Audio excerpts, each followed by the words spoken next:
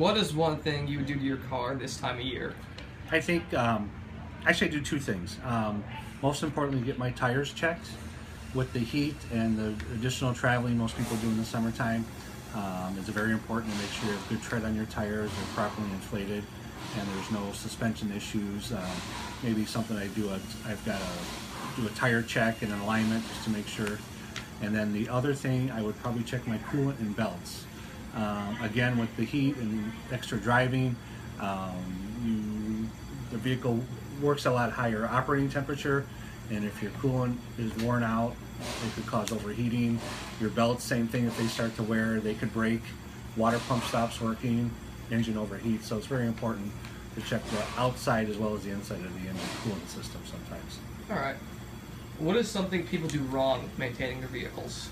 I think the biggest thing people do wrong is they don't change their oil on a regular basis.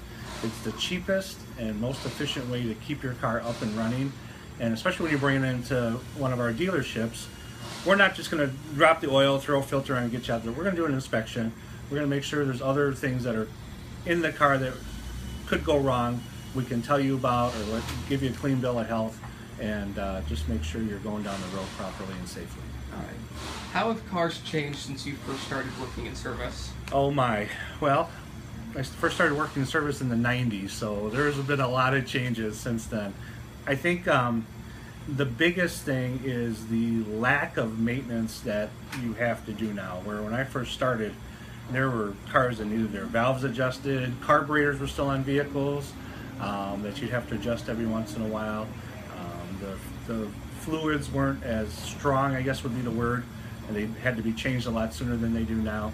Where, for example, with a Toyota, they've got lifetime transmission fluid, you never have to change. Coolant is good for 100,000 miles. Things like as far as the drivability and the reliability have just improved, I mean, a millionfold over the 90s. So yeah, they're big changes. Thank you very much. You're welcome. How was that?